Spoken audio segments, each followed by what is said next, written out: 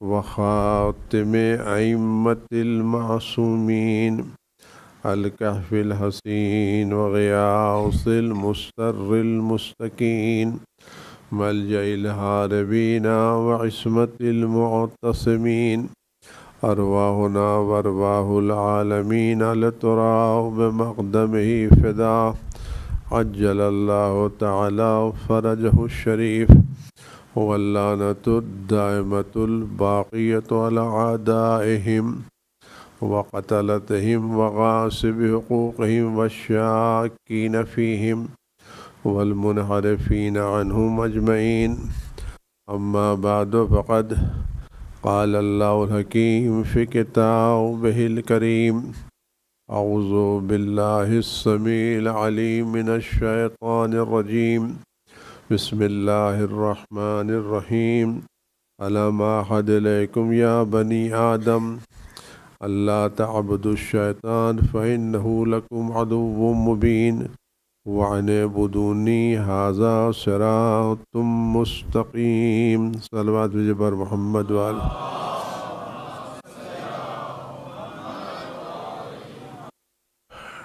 عزیزان کرام، جیسا کہ آپ کو معلوم ہے، اعلان بھی کیا گیا کہ چند مجلسوں میں جو اللہ تعالیٰ نے ذکر اہل بیت کی سعادت نصیب فرمائی ہے، اس میں موضوع ہے توحید اور عدل الہی. لیکن یہ سب موضوع ہیں جو بہت ہی خطرناک ہیں، حساس ہیں، پھسلنے کا ڈر ہے. تو ان موضوعات پر قدم رکھنے سے پہلے ضروری کہ ہم ان ہستیوں سے توسل کریں جن کو اللہ تعالیٰ نے ہر طرح کی لغزشوں سے پاک و صاف کیا ہے، اور جن کا کلام کلام الہی ہے، جن کی گفتار گفتار الہی ہے، اور جن کے کلام میں، جن کی باتوں میں ذرہ برابر شک و شبہ اور لغزش کا امکان نہیں ہے. ضروری کہ ہم اپنی گفتگو شروع کرنے سے پہلے ان کی ذات اقدس سے توسل کریں اور اپنی فکر کی ضمانتیں ان سے طلب کریں، کیونکہ وہ لوگ، خاص کر وہ لوگ جو ممبر پر بیٹھتے ہیں، ان کے لیے بہکنے کے امکانات زیادہ ہیں، کیونکہ شیطان بہت ہی ہوشیار ہے.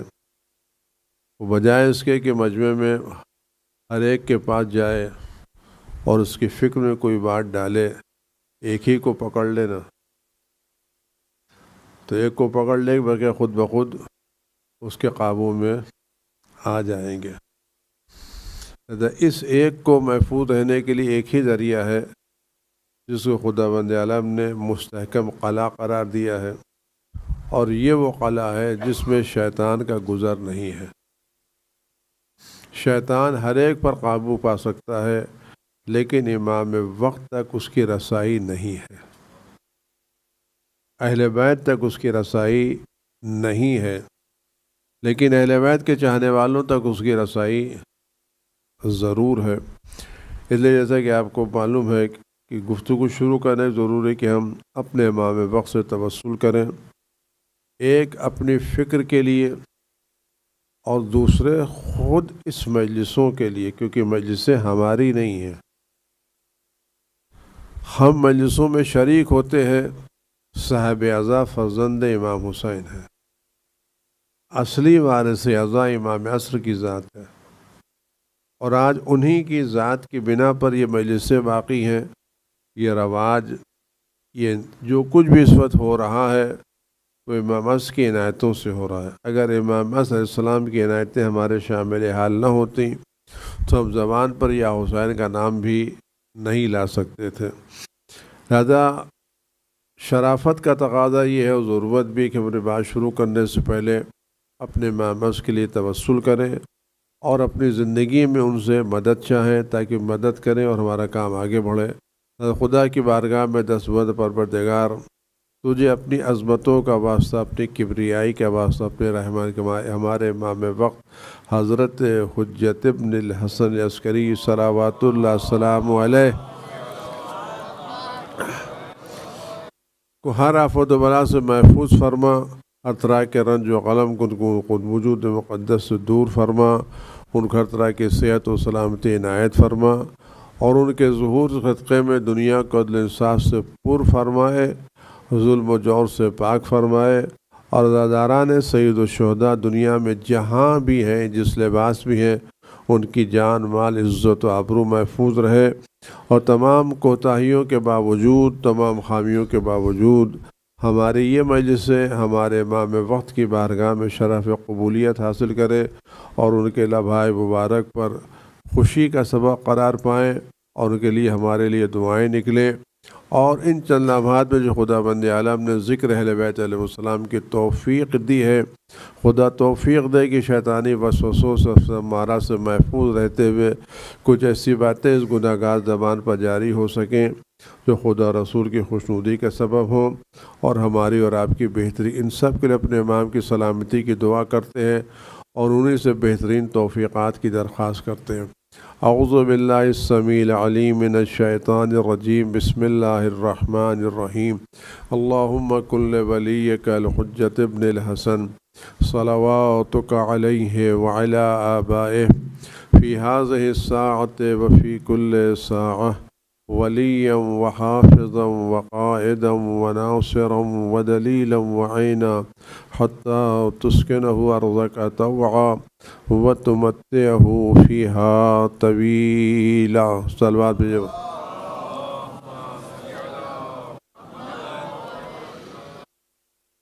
عزیزان گرامی، ہم اعمال پر توجہ دیتے ہیں، لیکن اعمال کی قبولیت اعمال کی بنیاد پر نہیں ہے۔ اعمال کی قبولیت کی بنیاد عقائد ہے۔ اگر ہمارے عقائد درست ہیں تو ہمارے اعمال اللہ کی بارگاہ میں قابل قبول ہیں، اور اگر ہمارا عقیدہ درست نہیں ہے تو اہل بیت کی خدا کی بارگاہ میں ہمارا کوئی بھی عمل قابل قبول نہیں ہوگا۔ میں چھوٹی سی گزارش آپ خدمت میں گزارش کرنے کی توفیق حاصل کروں، سعادت حاصل کروں۔ اسلام میں کسی بات کی چھوٹ نہیں دی گئی ہے، اور ہر بات پر کسی کو بھی ایک وقت کی نماز ترک کرنے کی اجازت نہیں ہے۔ کھڑے ہو کے نہیں پڑھ سکتے تو بیٹھ کے پڑھو، بیٹھ کے نہیں پڑھ سکتے تو لیٹ کے پڑھو، وضو نہیں کر سکتے تو تیمم سے پڑھو، اشارے سے پڑھو، بہرحال پڑھنا ہے، کسی کو نماز کی چھوٹ نہیں دی گئی ہے۔ روزے کی چھوٹ ہے، اگر آدمی بیمار ہے، غریب ہے، مسافر ہے، نہیں رکھ سکتا تو روزے کی چھوٹ دی گئی ہے۔ خمس ہے، اگر آپ کے پاس پیسہ نہیں ہے، مقروض ہے تو آپ پر خمس واجب نہیں، زکوٰۃ کا نصاب نہیں ہے تو آپ پر نصاب زکوٰۃ واجب نہیں ہے۔ حج ہے، پیسے نہیں تو آپ پر حج واجب نہیں ہے، صحت نہیں ہے تو آپ پر جہاد واجب نہیں ہے، علم نہیں ہے تو امر بالمعروف مسئلہ ہے۔ لیکن ان تمام چیزوں کا مسئلہ اگر آدمی نے نماز چھوڑ دی، کسی بنا پر اسے نماز نہیں پڑھی، کوتاہی کی، غفلت کی، بھول گیا، غافل تھا، کام میں رہتا تھا، چھوڑ دی اسے نماز، اگر اسے نماز چھوڑ دی، نماز نہیں آیا، یہ نماز اس کے بچے ادا کر سکتے یا نہیں ادا کر سکتے؟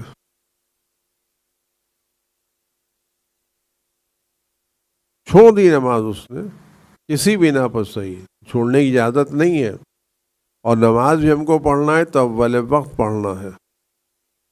امام حسین نے نماز اول وقت پڑھی تھی۔ کربلا میں ساری نمازیں اول وقت ہوئی ہیں، تو اگر یہ مجلس دستگاہ امام حسین ہے تو ان کے آنے والوں کو یہ احساس ہونا چاہیے کہ ہم کم سے کم ایام اعزاء میں امام حسین کو اتنا تو پیغام دیں کہ ہم آپ کے اسکول سے آئے ہیں تو اس پر عمل یہ کر رہے ہیں کہ ہم آپ سے اسکول سے آنے کے بعد نمازیں اول وقت پڑھ رہے ہیں، تاکہ پتہ چلے ہم آپ کے اسکول سے واقعاً پڑھ کر کے آ رہے ہیں۔ ہم آپ کے اسکول میں ٹہلنے نہیں گئے تھے، ہم آپ کے اسکول میں وقت گزارنے نہیں گئے تھے، ہم آپ کے اسکول میں سیکھنے گئے تھے، اور سیکھ کر کے آئے کہ ہم اس اسکول کے بعد جانے کے بعد جو مجلس امام حسین کا اسکول ہے تو اسے ہم کم از کم اتنا تو سیکھیں کہ ہم ایام، اگر ہم سال بھر نہیں پڑھ سکتے کسی بنا پر تو کم از کم ایام اعزاء میں ہماری نمازیں اول وقت ہونا چاہیے، تاکہ ہم کم از کم کربلا والوں کے ساتھ اس میں تو شریک ہو سکیں کہ آپ نے تیروں کی بوچھار میں اول وقت پڑھی تھی، ہم اے سی میں اول وقت پڑھ رہے ہیں، پڑھے تو صحیح۔ لیکن بہرحال اگر نمازیں قضا ہو گئی ہیں تو یہ نمازیں ادا ہو سکتی ہیں۔ کسی نے روزے نہیں رکھے، اللہ نے اس کو نیک اولاد دی، یہ نیک اولاد اس کے روزوں کو قضا کرا سکتی ہے، حج کو قضا کرا سکتی ہے، سب ادا ہو سکتے ہیں، نماز ادا ہو سکتی ہے، روزے ادا ہو سکتے ہیں، حج اس کی طرف سے کیا جا سکتا ہے، زیارتیں کی جا سکتی ہیں، زکوٰۃ دی جا سکتی ہے، سارے کام کیے۔ یہاں تک کہ اگر کسی نے کسی کی زمین لے لی ہے اور بچوں کو معلوم ہے کہ ہمارے ابا نے یہ زمین صحیح نہیں لی تھی، ان کے انتقال کے بعد بچے زمین واپس کر سکتے ہیں۔ کسی کی آبرو لی تھی تو بچے وہاں جا کر کے معذرت کر سکتے کہ اپنے والد کی طرف سے آپ سے معذرت چاہتے، کچھ بھی ہمارے والد نے کیا تھا، ہم نے کیا تھا، تو ان سب چیزوں کی قضا ممکن ہے اور ان سب چیزوں کا ریپلیسمنٹ ہو سکتا ہے۔ اگر بچے صحیح ہیں تو سارا کام صحیح ہو سکتا ہے۔ لیکن اگر کوئی آدمی توحید میں صحیح عقیدے کے بغیر مر جائے اور اس کا عقیدہ توحید صحیح نہ ہو اور اس کے بعد اس کے بچے توحید پر کو پوری اکیڈمی بنا دیں، 10-20 آدمیوں کو لے کر کے توحید پر اچھی کتاب لکھوا دیں، تو کیا اس کا عقیدہ توحید صحیح ہو سکتا ہے؟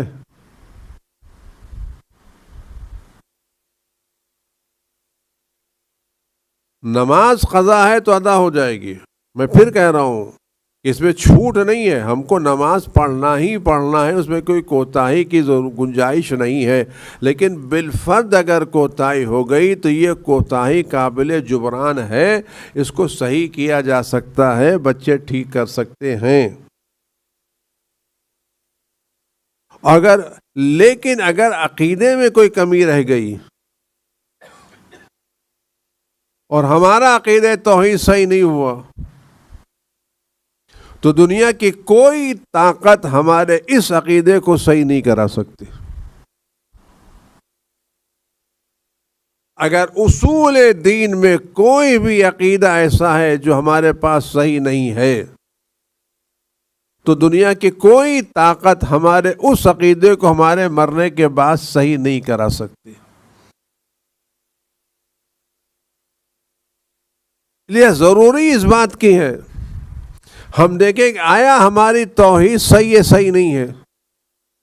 اور آج کے زمانے میں ایک بات آپ خدمت میں گزارش کروں، لیکن ایک صلوات مرحمت فرمائے محمد و آل محمد پر۔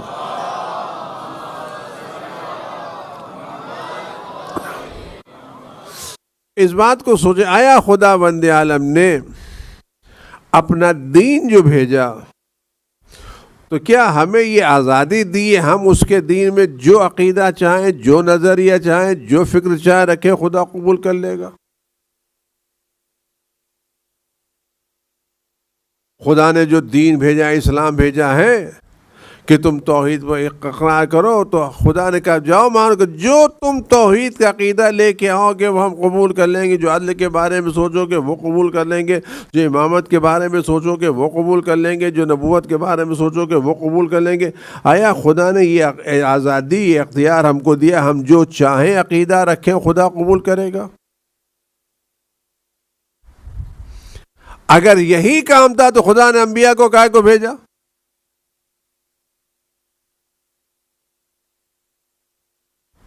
اور اگر ایک اسکول ہے، ایک کالج ہے،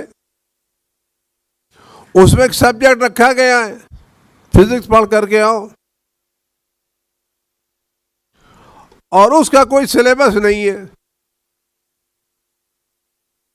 اس کا کوئی ٹیچر نہیں ہے، تم اسکول میں نام لکھاؤ، جو بھی چیپٹر پڑھو گے ہم قبول کر لیں گے، جو بھی تم لے کے آؤ گے وہ قبول کرنا ہے۔ ہوتا ہے ایسا کہیں؟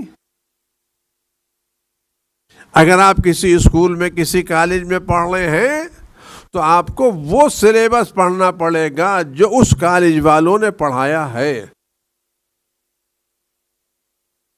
لہذا کالج والے سلیبس بھی رکھتے ہیں اور کالج والے اپنے سلیبس کے لیے اپنی طرف سے ٹیچر بھی معین کرتے ہیں۔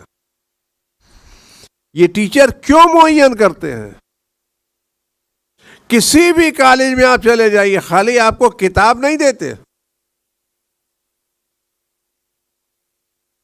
کسی بھی یونیورسٹی میں آپ چلے جائیے،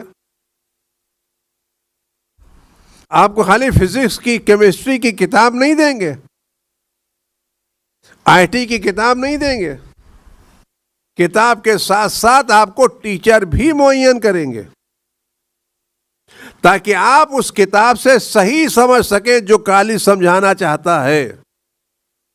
اور اگر آپ نے وہ صحیح نہیں سمجھا اور اپنی طرف سے کوئی مطلب نکالا اور امتحان میں وہ جواب دیا جو کالج نہیں چاہتا تھا، تو آپ پاس ہوں گے یا فیل ہوں گے؟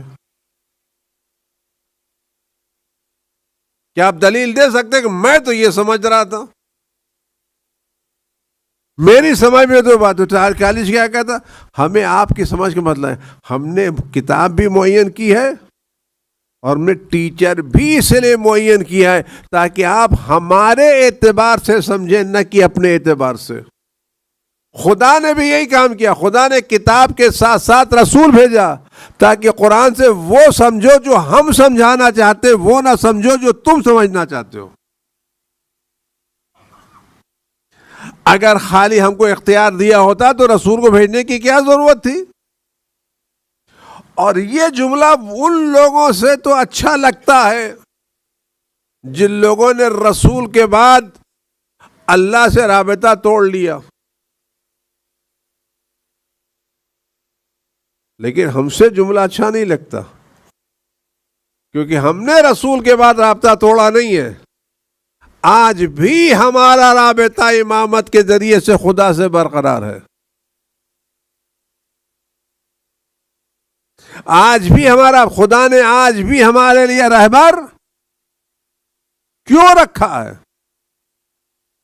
اس لیے رکھا تاکہ ہم صحیح عقیدہ رکھ سکیں. اور آپ غور کریں اس بات پر، توجہ دیں کہ دیکھیں ہوتا کیا ہے. آج کے زمانے میں مسائل بہت آسان ہیں. ہمارا ہر بچہ کمپیوٹر جانتا ہے. کمپیوٹر کی سائٹ ہے، یہ سائٹ کیسے کھولے گی؟ جب تک آپ کا پاسورڈ 100% پرفیکٹ نہیں ہوگا. آپ اپنی طرف سے کوئی پاسورڈ ڈال کر کے سائٹ کھول سکتے ہیں. اگر اس میں کوئی اسمال کیپٹل 8 ڈاٹ فاصلہ اسپیس بھی ہو جائے تو سائٹ کھلے گی؟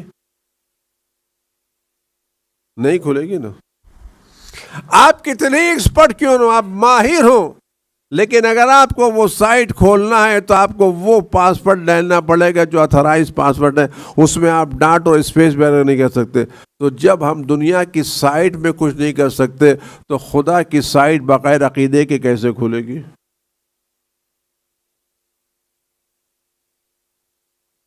آیا خدا نے اپنی توحید کی سائٹ کھولنے کے لیے کوئی پاسورڈ رکھا یا نہیں رکھا؟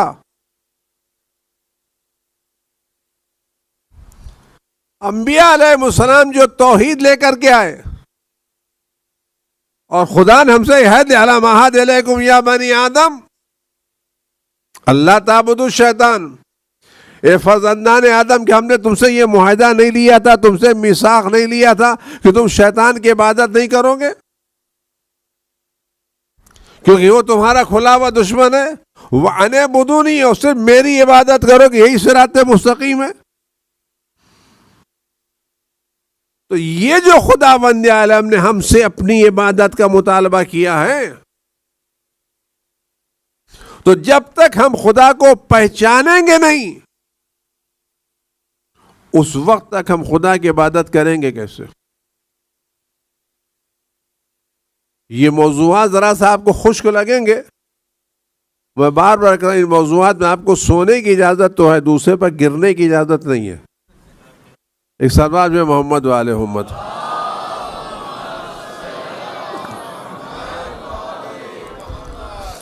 ایک چھوٹی سی بات میں آپ خدمت گزارش کروں. اگر کوئی آدمی کوئی نوجوان، کوئی بچہ کسی کالج میں پڑھ رہا ہو اور سے پوچھے تم کہاں پڑھ رہے ہو، کہ میں اپنے شہر کے بہترین کالج میں پڑھ رہا ہوں، شہر میں اس سے بہتر کوئی کالج نہیں ہے، بلکہ میرے ملک میں اس سے بہتر کچھ کالج نہیں ہے، میرا کالج میرے شہر میں، میرے ملک میں بہترین، اس کا کیمپس سب سے عمدہ، اس کا سلیبس سب سے بہتر، جیسے میرے پاس پروفیسر دنیا میں کسی کے پاس نہیں ہے۔ بڑی مشکل سے مجھے ایڈمیشن ملا ہے، میرا کالج بہتر، میرا کیمپس بہتر، میرا سلیبس بہتر، میرے ٹیچر بہتر، میری سب چیزیں بہتر۔ اس سے پوچھے تم پڑھتے کیا ہو، کہ میں سائنس پڑھتا ہوں، کہ فزکس کے بارے میں کتنا جانتے ہو، کہ وہ تو کوئی خاص اتنا جانتا ہوں، فزکس ہے، ڈیٹیل کا میں ڈیٹیل نہیں جانتا، کہ کیا کالج تو بہت اچھا ہے، ٹیچر بہت اچھے ہیں، پروفیسر بہترین ہے، سلیبس اچھا، تم کتنا جانتے ہو، کہ جی وہ تو کچھ کم ہی جانتے ہیں، کچھ زیادہ نہیں جانتے۔ تو یہ شخص کس امتحان میں پاس ہوگا یا فیل ہوگا؟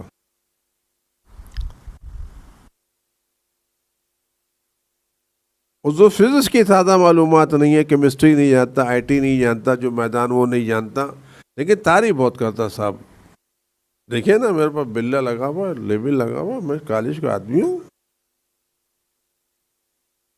لاکھوں روپے فیس دیتا ہوں، مجھ سے بہتر کوئی کالج نہیں ہے، مجھ سے بہتر کوئی ٹیچر نہیں ہے، میرے کے ہاتھ بہتر سلیبس نہیں ہے، تم کتنا جانتے ہو، کہ جی وہ تو، اگر ہم سے کوئی پوچھے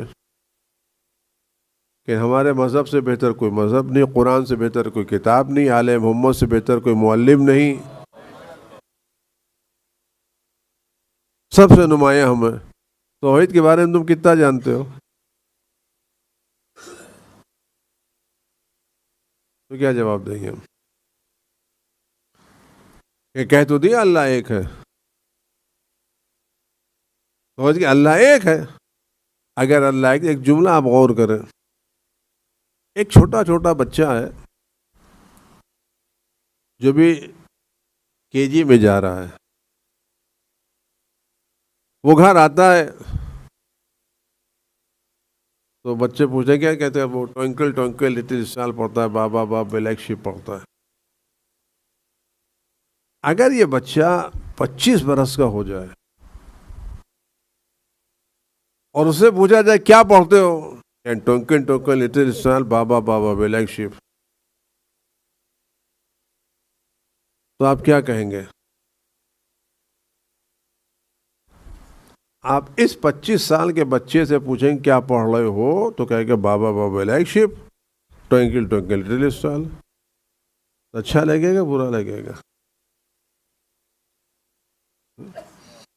وہ کہے گا واہ بھائی واہ، جب میں بچہ تھا تو میں نے یہ نظم سنائی تھی، ساتھ مجھے ٹافی دی تھی، چاکلیٹ دی تھی، واہ واہ واہ واہ، میرا مدد کی تھی، میری تعریف کی تھی، کتنا اچھا بچہ ہے، گود میں بچھایا تھا، پیار کیا تھا، اور آج میں 25 سال کی بات کر رہا ہوں تو آپ کہتے ہیں یہی پڑھاتے ہو؟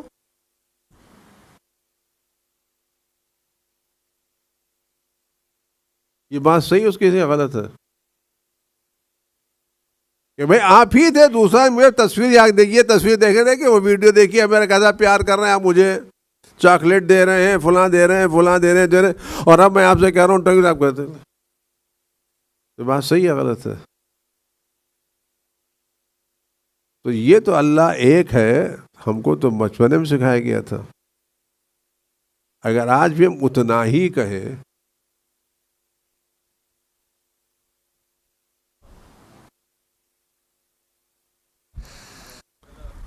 تو کیا ہوگا؟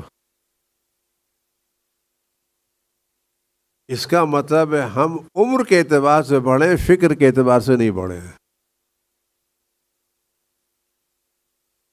ایک سلوا جو محمد والے محمد پر،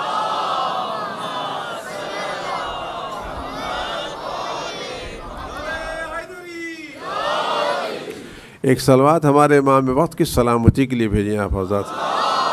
اللہم صلی علی محمد وآل محمد وعجل. اللہ اکبر یا رسول اللہ یا علی.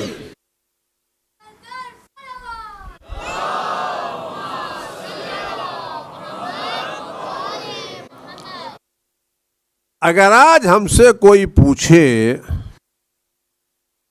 کہ تم جو کہتے خدا ایک ہے، تمہارے پاس خدا کے ایک ہونے کی دلیل کیا ہے؟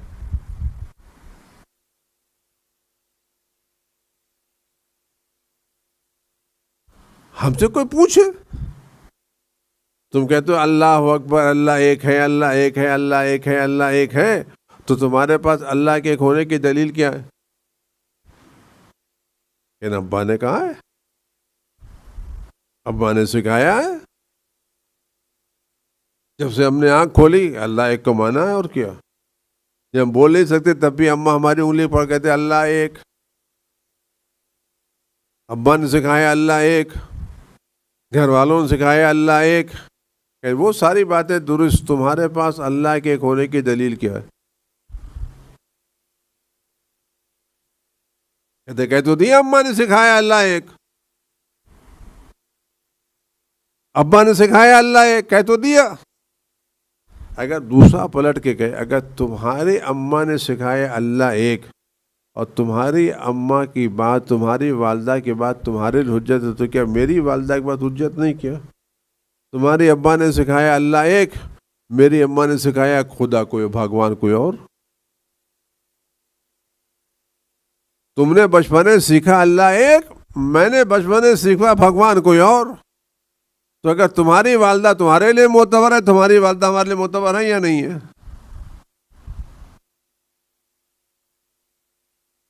بھائی تمہاری والدہ معتبر، میری والدہ معتبر نہیں. کیا بھائی تمہاری والدہ نے وہ سکھایا وہ تمہارے حق ہے، میری والدہ نے یہ سکھایا تو یہ حق ہے.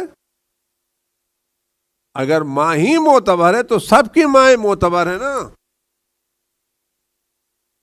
اگر باپ معتبر ہے تو سب کے باپ معتبر ہیں. یہ آپ کیسے کہہ سکتے ہمارے باپ معتبر ہے تمہارے باپ معتبر نہیں؟ ہماری ماں مستند تمہاری ماں مستند نہیں؟ نہیں. ہمارے پاس دلیل کیا ہے؟ اگر کوئی پوچھے کہ ہمارے پاس خدا کے ایک ہونے کی دلیل کیا ہے، ہم کیا دلیل دیں گے؟ اگر آپ ایک قرآن کہتا ہے تو قرآن تو اس وقت ہوگا جب خدا ثابت ہوگا تب نا. اگر آپ قرآن سے خدا کے ایک ہونے کی دلیل لے کے آئیں تو کہ بھائی پہلے یہ تو ثابت کرو خدا ہے، پھر اس کی کتاب ہے. جب ہم خدا ہی کو نہیں مانتے تو کتاب کو کہاں سے مانیں گے؟ قرآن انہی لوگوں کے لیے معتبر ہے جو خدا پر یقین رکھتے ہیں. کہ آج آپ قرآن کی آیتیں سے کرسچن سے استدلال کر سکتے ہیں؟ قرآن میں لکھا ہے شراب حرام ہے، تو کیا یہ آیت جو قرآن میں شراب کے حرام ہونے کی بات کہہ رہے ہیں، آپ کرسچن سے کہ یہ شراب کیوں پیتے ہو؟ قرآن میں حرام ہے. کہ تمہاری کتاب ہماری کیا تھوڑی حرام ہے؟ کیوں ہم تمہاری کتاب کو مانتے ہی نہیں ہیں؟ کہ ہماری عورتوں کے لیے پردہ واجب ہے، ضرور کرنا چاہیے. تم کیا کہ قرآن میں پردہ لکھا ہے؟ اب جائیے غیر مسلموں سے کہ یہ پردہ کرو، تم حرام کام کرو. کیا کیوں؟ قرآن نے کہا کہ ہم قرآن مانتے ہی نہیں. تو ہم قرآن سے انہی لوگوں کے لیے توحید کی دلیل دے سکتے ہیں جو ویسے اللہ کو مانے. تو اگر وہ اللہ کو نہیں مانتے تو کتاب الہی کو کہاں سے مانیں گے؟ اس لیے ہمارے کہا گیا کہ دیکھو فروع دین میں تقلید ہے.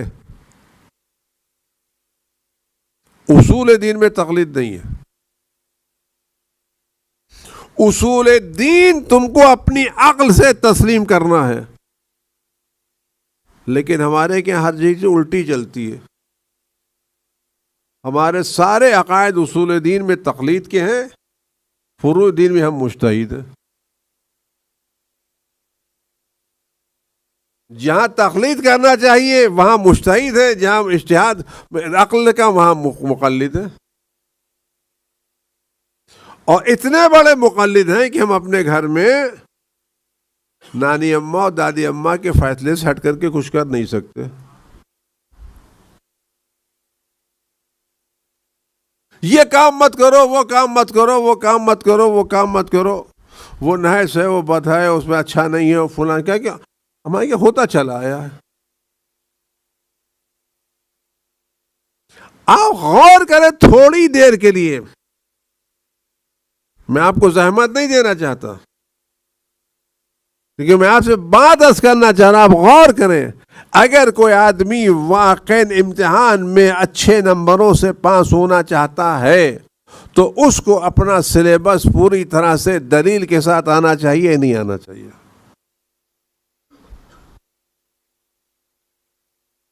اگر دلیل کے ساتھ نہیں آتا تو پاس ہوگا یا فیل ہوگا. تو ہمارے کیا عقیدے کی جو سب سے پہلی چیز ہے توحید، اللہ ایک ہے. اس اللہ کے ایک ہونے کی دلیل ہمارے پاس کیا ہے؟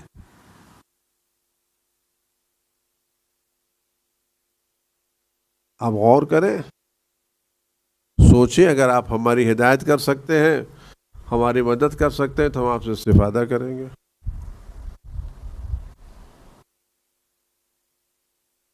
خاموش نہ رہیے. میں آپ کو زحمت نہیں دینا چاہتا، آپ کو موڈ خراب کرنا نہیں چاہتا.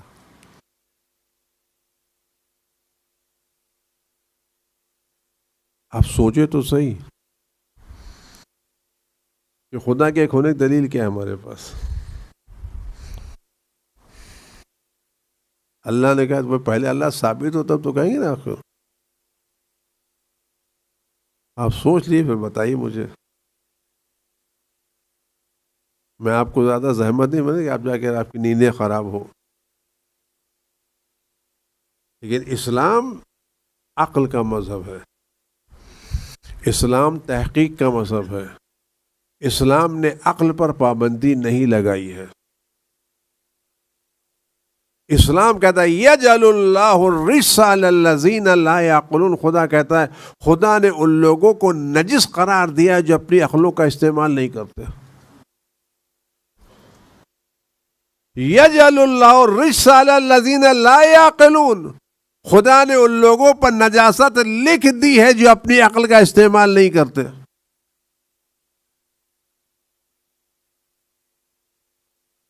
رواج لا دین لہ لمن لا عقل لہ. جس کے پاس عقل نہیں اس کے پاس دین نہیں ہے. اسلام عقل کے استعمال کی بات کرتا ہے. اہل بیت عقل کے استعمال کی بات کرتے ہیں. ہم نے کیا کام کیا؟ ہم امانت دار، پکے امانت دار. ہم نے عقل کو لیا اور جا کے فکس ڈپازٹ میں رکھ دیا. ہم اس کو استعمال نہیں کریں گے تاکہ کل جب میدان قیامت میں خدا سے پرور جیسی تو نے دی تھی ویسی ہی اس کو واپس کر رہے ہیں.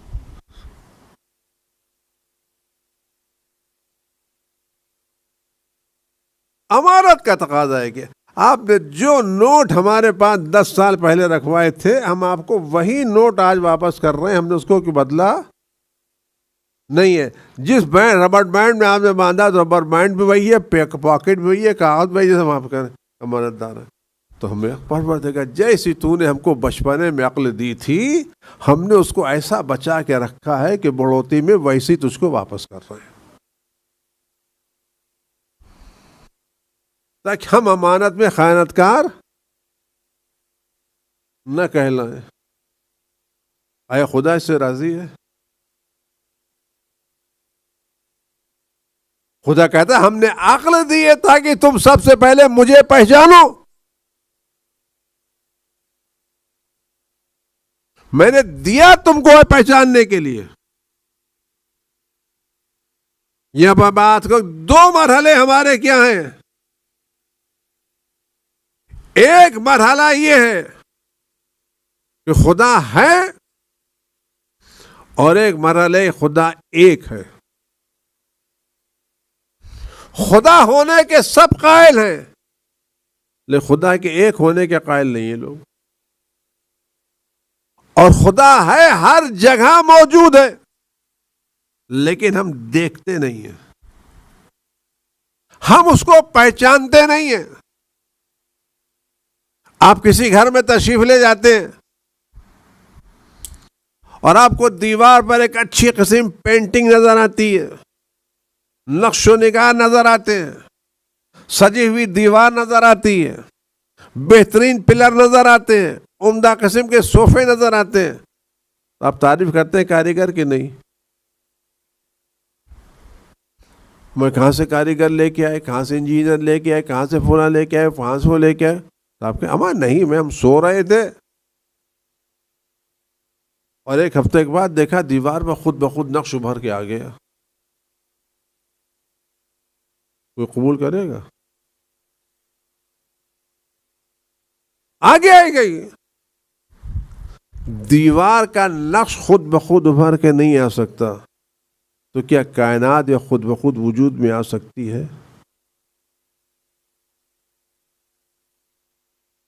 آپ اپنے وجود کی نگاہوں میں، اپنے وجود میں دیکھیں، خدا کہتا ہے مجھے پہچاننے کے لیے تم کو باہر جانے کی ضرورت نہیں ہے، میں نے اپنے وجود کی نشانیاں تمہارے وجود میں رکھی ہیں، اپنے آپ میں دیکھو، اپنے وجود میں دیکھو، باہر دیکھنے کی ضرورت، خود اپنے وجود کو دیکھو، دیکھو کتنی نشانیاں میرے وجود کی تمہارے وجود میں پائی جاتی ہیں۔ میں صرف ایک مثال آپ کے سامنے دوں، اور آپ دیکھیں کتنی مثالیں اللہ نے دی ہیں۔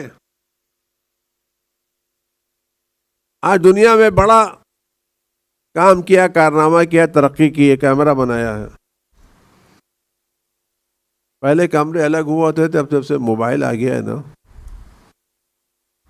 اور یہ عجب مسئلہ ہے کہ موبائل آیا تھا بات کرنے کے لیے، آج جتنے موبائل کا ایڈورٹائزمنٹ ہے سب کیمرے کا ہے۔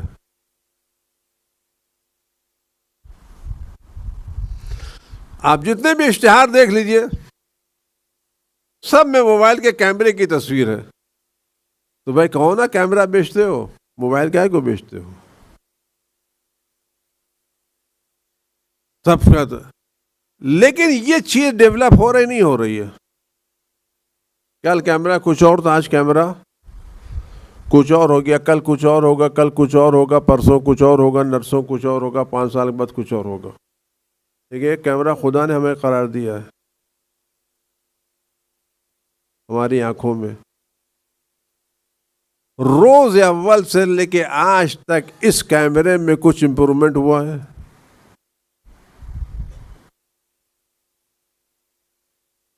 کچھ اپ گریڈ ہوا ہے؟ صاحب 10 سال پہلے، 50 سال پہلے والا جو انسان تھا اس کی آنکھ میں زوم نہیں تھا، آج کا انسان ہے اس کی آنکھ میں زوم ہے۔ 100 سال والے پہلے جب انسان تھا اس کی آنکھ میں کلر تصویریں نہیں تھیں، آج کی آنکھ میں کلر تصویریں ہیں۔ 200 برس پہلے والا انسان تھا، اس کے یہاں فلیش نہیں تھا، آج کی آنکھوں میں فلیش ہے۔ 500 پہلے والا انسان جو تھا وہ اندھیرے میں نہیں دیکھ سکتا تھا، آج والا انسان دیکھ رہا ہے اس کے اندر۔ لیکن جو آنکھ 1000 پہلے بنی تھی آج ویسی بنی میں نہیں تھی۔ وجہ کیا ہے؟ یہ انسان کیوں اپ ڈیٹ کر رہا ہے؟ اس پر آپ غور کریں۔ یہ انسان کیوں اپ گریڈ کر رہا ہے؟ اس کی وجہ انسان کا علم ناقص ہے۔ جب علم ناقص سے کوئی چیز آتی ہے تو اس میں اپ گریڈ ہوتا ہے، جس کا علم کامل ہوتا ہے اس میں اپ گریڈ کے چانسز نہیں ہوتے۔ صلوات محمد وآل محمد پر.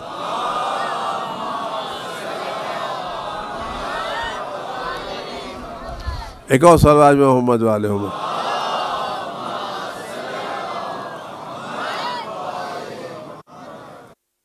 آپ غور کریں، دنیا کے جتنے بھی پروڈکٹ ہیں سب اپ گریڈ ہو رہے ہیں، لیکن خدا نے جو انسان بنایا وہ جو ڈھانچہ 2000 سال پہلے انسان بنا تھا آج بھی ویسا ہی ہے. وہیں پر آنکھیں، وہیں پر آنکھ ناک ہے، وہیں پر دہن ہے، وہیں پر کان ہے، وہی 5 انگلیاں، وہی 2 ہاتھ ہیں، وہی 2 پیر ہیں. اس میں کوئی تبدیلی نہیں ہے کہ اگر ہم غور کریں تو کیا یہ ہمارے بدن کا ایسا ہونا خدا کے علم کامل کی دلیل ہے یا نہیں؟ یعنی خدا نے جو چیز روز اول بنائی ایسی بنائی ہے کہ دنیا ترقی کرتی چلی جائے تو دنیا کے پروڈکٹ میں تبدیلی ہوگی، خدا کے پروڈکٹ میں تبدیلی نہیں ہوگی. خدا نے ایسا انسان بنا جو ہر زمانے کی ضرورت کے ساتھ ایڈجسٹ ہو سکتا ہے. یہ کم کمال ہے خدا کا. آپ کوئی توجہ تو نہیں، خدا نے کیا ہے. وہی ہمارے آرگن ہیں جو کل تھے آج بھی ہیں. کل ہم پتھروں میں رہتے تھے تب بھی ایڈجسٹ ہو گئے، جھوپڑ پٹی میں رہتے تب بھی ایڈجسٹ ہو گئے، گھروں میں رہے تب بھی ہو گئے، اے سی میں آئے تب بھی ہو گئے، جنگلوں میں رہتے تھے تب بھی رہتے تھے، بازاروں میں رہتے تب بھی رہتے تھے، محلوں میں رہتے تب بھی رہتے تھے. تو بنانے والا جنا رہا ہے کہ اس نے قیامت تک کی ضرورتوں کو رہ کر کے ایسا پروڈکٹ بنایا ہے کہ تم تبدیل ہوتے رہو گے، اللہ کی خلقت میں تبدیلی ہونے والی نہیں ہے. آپ غور تو کریں. اگر آدمی اسی بات پر غور کرے تو کیا خدا کے علم کے سامنے سر جھکائے گا یا نہیں جھکائے گا؟ کوئی تبدیلی نہیں ہے، لیکن ہر ضرور کر رہے ہی نہیں کر رہے. آپ غور کریں، کبھی اپنے وجود پر غور تو کریں. اور ایک بات عرض کروں آپ خدمت میں، آپ موبائل لے کر کے آئیے،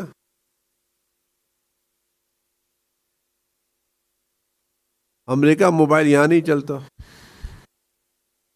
یہاں کا موبائل ہندوستان میں نہیں چلتا،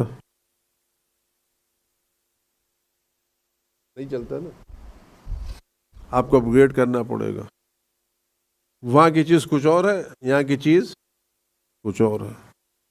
لیکن آج انسان کے بدن پر جو ریسرچ ہو رہی ہے اور اس ریسرچ میں جو چیز آ رہی ہے، تو کیا اس ریسرچ سے نکلنے والے نتائج صرف اسی جگہ پر کام آتے ہیں جہاں ریسرچ ہو رہی ہے؟ یعنی ساری دنیا کے انسانوں پر اپلائی ہوتے ہیں؟ آپ غور تو کریں. کیسا یہ مشین یہاں نہیں بنے گی، یہ جرمنی بنے گی، یہاں کام نہیں آئے گی. آپ جرمنی گئے، ایک چیز لے کر کے آئے کہ صاحب نہیں صاحب یہ وولٹیج جو الیکٹرک ہے یہ یہاں نہیں چلے گا. 3 پن لیتے نہیں لیتے کہ صاحب یہ 3 پن جو ہے وہ انڈیا میں نہیں چلے گا، یہ دبئی کا کام ہے گا، یہ دبئی کا یورپ میں نہیں چلے گا، ایران میں چلے گا. تو ایک 3 پن ہر جگہ نہیں چلتا، لیکن خدا کی بنائی ہوئی انگلیاں ہر جگہ چلتی نہیں چلتی.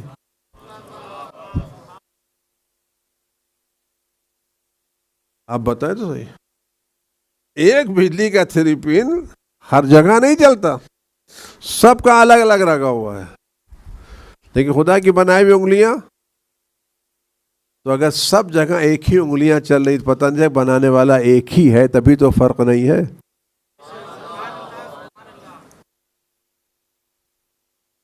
یہ 3 پن کیوں بنتے ہیں؟ کہ یہ جو کمپنی یہاں بنا رہی ہے کوئی اور ہے، وہاں کی کمپنی کو اور ہے، وہاں کی کمپنی. یہ پروڈکٹ میں اختلاف، یہ پروڈکٹ میں اختلاف اس بات کی دلیل ہے بنانے والے مختلف ہیں، لیکن خدا کی خلقت کا اتحاد بتا رہا ہے خدا کا بنانے والا ایک ہے۔ آپ کوئی سوچے تو صحیح، اس میں کوئی زیادہ زحمت کی ضرورت نہیں ہے، خالی تھوڑی سی عقل کو استعمال کرنے کی ضرورت۔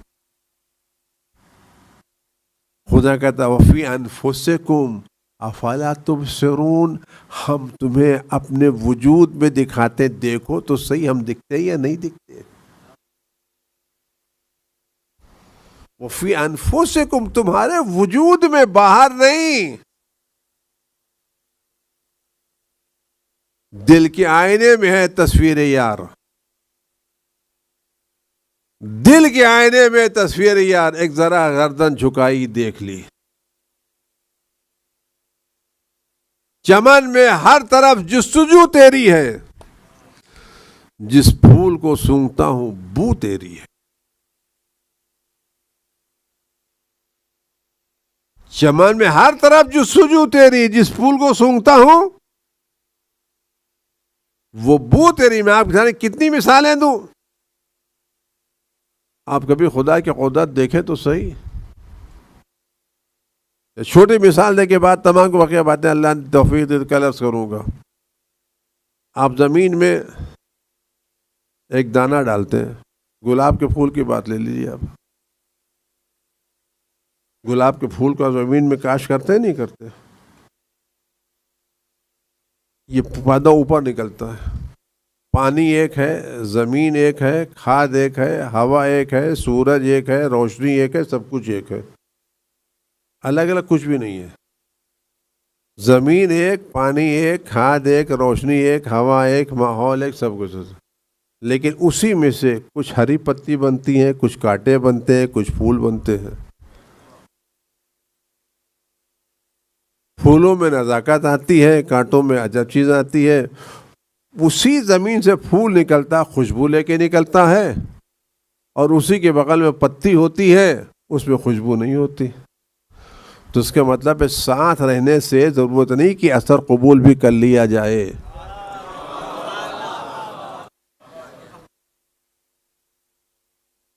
خدا کانٹوں پر پھول کھلا دیتا ہے، نہ کانٹوں میں پھول کی خصوصیت آتی ہے، نہ پھول میں کانٹوں کا اثر آتا ہے۔ تو بغل میں رہنے سے کچھ نہیں ہوتا، بلکہ خدا کی عنایتوں سے کچھ ہوتا ہے۔ خدا نے جس کو کانٹا بنایا وہ کانٹا رہے گا، چاہے جتنا ہی پھول کے بغل میں لیٹا رہے۔ پھول پھول رہے گا، آپ کچھ بھی کٹ ڈالیے، لیکن ایک ہی جگہ پر ہے، لیکن کانٹا کانٹا رہے گا، پھول پھول رہے گا۔ آپ یہ دلیل نہیں کہہ سکتے یہ برسوں تو پھول کے بغل میں رہا ہے، اگر یہ کانٹا 1000 سال بھی پھول کے بغل میں رہے تو کانٹا ہی رہے گا، پھول نہیں بنے گا۔ تو آپ جس کو جہاں چاہیے رکھتے رہیے، وہ کانٹے کانٹے ہی رہیں گے، کبھی پھول میں تبدیل ہونے والے۔ آپ غور کریں یہ ہے یا نہیں، خدا بند عالم نے کا نظام ہے یا نہیں، خدا کی قدرت ہے یا نہیں۔ اگر میں توفیق ملی میں مزید کل باتیں آپ خدمت گزارش کروں گا۔ آپ غور اسی ایک پھول کو آپ دیکھ لیں، اس کی نزاکت کو دیکھ لیں، اس کی خوبصورتی کو دیکھ لیں، کانٹوں کو دیکھ لیں، چیزوں کو دیکھ لیں، اور غضب خاقین غضب، ایک ہی زمین، ایک ہی چیز، آپ ایک جگہ پر سفید گلاب بولتے ہیں، دوسرے میں آپ لال بولتے ہیں۔ نہ سفید لال سے ملتا ہے، نہ لال سفید سے ملتا ہے۔ آیا ہے کوئی تدبیر، کوئی ہے حکیم جو ان میں کام کر رہا ہے؟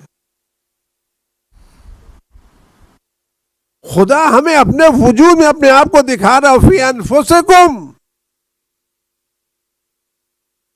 تم کبھی اپنے وجود میں غور تو کرو۔ معلم توحید، امام الموحدین حضرت علی ابن ابی طالب علیہ الصلاۃ والسلام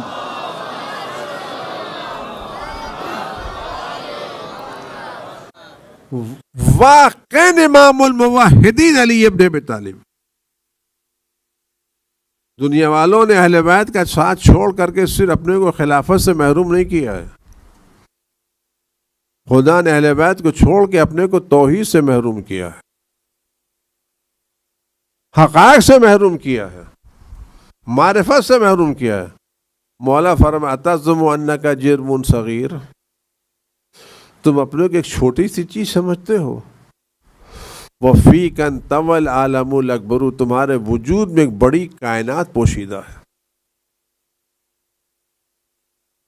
کیا سب سے بڑی اللہ کے وجود کی آیت خود تمہارا وجود ہے. تم اپنے کو ایک چھوٹی سی چیز سمجھتے ہو.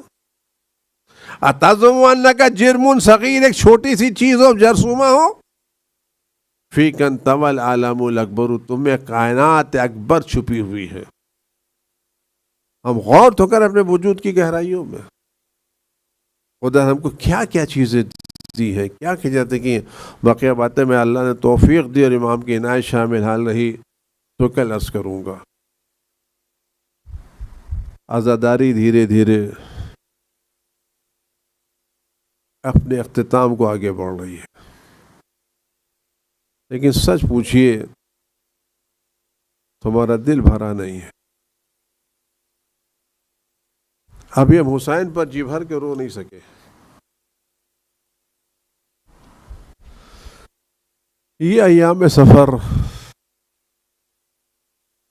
ایک روایت ہے سعد کی کہ میں رسول کا صحابی ہوں. میں اپنے وطن سے گزر رہا تھا, بیت المقدس کی طرف جا رہا تھا. شام سے میرا گزر ہوا. جب میں شام میں پہنچا تو میں نے شام کو سجا ہوا دیکھا. لوگ اچھے اچھے کپڑے پہنے ہوئے تھے, دیواریں سجی ہوئی تھیں, ڈھول بج رہے تھے, لوگ خوشیاں منا رہے تھے. پورے شام میں خوشی کا منظر تھا, عید لگ رہی تھی. میں نے اپنے دل میں پوچھا کہ میرے کیا تو ایسی کوئی عید نہیں ہے کیا؟ شام والوں کیا کوئی نئی عید آ گئی ہے؟ شام والوں نے کوئی نئی عید منائی ہے؟ تو میں کہا کے پاس گیا. میں نے کہا بھائی میں رسول کا صحابی ہوں, میں نے رسول کی زندگی دیکھی ہے, مجھے ایسی کوئی عید کا علم نہیں ہے. تمہارے کیا کوئی نئی عید آئی جو تم سجا رہے ہو؟ شہر کو سجا کے رکھا ہے, دیواریں سجائی ہیں, ڈھول بجا رہے ہو, اچھے اچھے کپڑے پہنے ہو. کیا تمہیں پتہ نہیں اسیروں کا قافلہ آنے والا ہے؟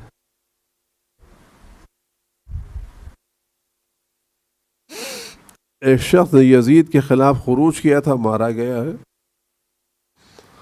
اس کے خاندان والے اسیر ہو کے لائے جا رہے ہیں.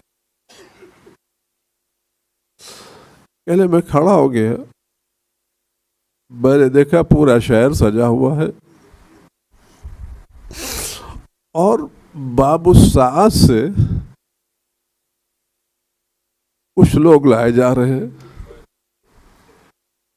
ایک نیزہ آیا جس پر ایک سر تھا,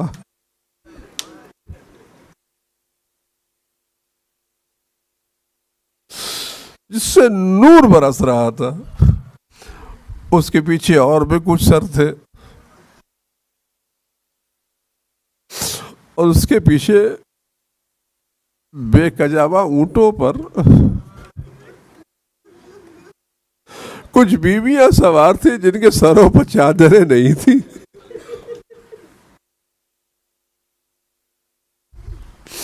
لیکن چہرے سے شرافت نظر آ رہی تھی. میں منظر کو دیکھ رہا تھا.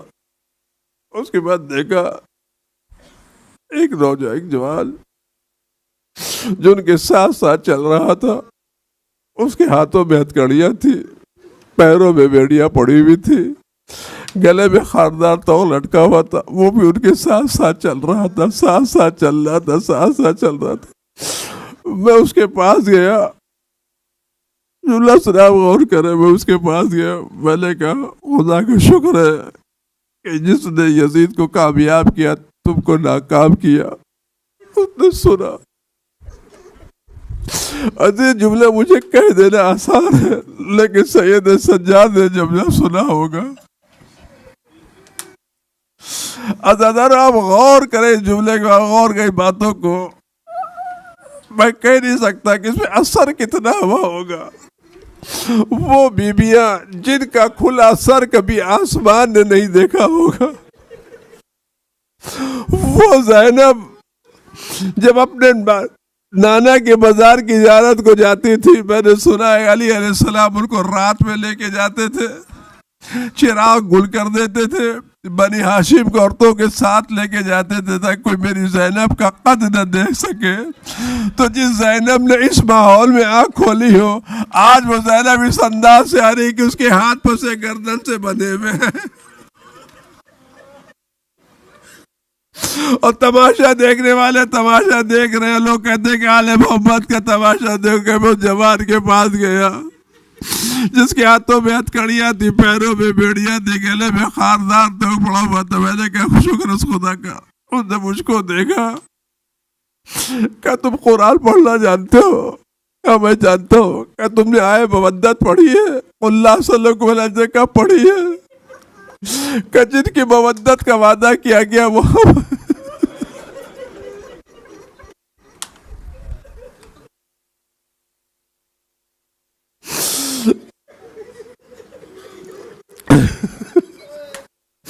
کہ تم نے آئے مودت پڑھی ہے جس کی وعدہ کیا گیا وہ ہم نے پڑھی ہے۔ کیا تم نے آئے تطہیر پڑھی ہے؟ کیا میں نے آئے تطہیر پڑھی ہے کہ جن لوگوں کی طہارت کا وعدہ کیا گیا، ذکر کیا گیا وہ ہم ہے۔ کہ تم ہو، کہ ہم واللہ ہم ہے۔ میں یہ سننا تھا، کہنے کہ مولا میں معذرت چاہتا ہوں، میں نے غلطی کی، میں آپ کو نہیں پہچانتا۔ خدا لعنت کرے ان لوگوں کو جنہوں نے آپ کے اجداد کو قتل کیا، آپ کی بہنوں کو اسیر کیا، زاداروں شخص معذب آ گیا۔ میں ایک جملہ کہہ کے بات تھا، جب لوگوں پر یہ اثر تھا اسے یہ برداشت نہیں ہو رہا تھا، تو سید سجاد سے کیسے برداشت ہو رہا ہوگا زاداروں؟ اس وقت سید صحیح سے جب جملہ ملتا، جب یہ قافلہ وہاں پہنچا ہے تو عجب کیفیت تھی اہل حرم کی۔ میں نہیں کہہ سکتا وہ کیفیت کیا رہی ہوگی۔ اگر ان لوگوں کے ہاتھ بیویوں کے کھلے ہوتے تو کم از کم، اگر یہ ہاتھ آگے سے بھی بندھے ہوتے تو کم از کم بندھے ہوئے ہاتھوں کو چہرے کے سامنے رکھ کر کے اپنے چہرے کو چھپا تو سکتے تھے، لیکن جن کے ہاتھ پیچھے گردن سے بندھے ہوئے ہو، کیسے آپ تصور کر جن کے ہاتھ پیچھے گردن سے بندھے اپنے چہرے کو کیسے چھپائیں؟ لوگ ان کے چہرے کو دیکھ رہے تھے، یہ چہرے چھپائے بیٹھے ہوئے تھے۔ اتنے میں زینب نے بلایا شبر کو، آئے بات سن لے۔ کہا کیا کہ یزید شبر دیکھ، یہ سب لوگ مجھے دیکھ رہے ہیں، یہ جو نیزوں پر سر رکھے ہوئے ہیں ان کو ذرا دور لے جا تاکہ لوگ ان سروں کو دیکھیں اور تھوڑی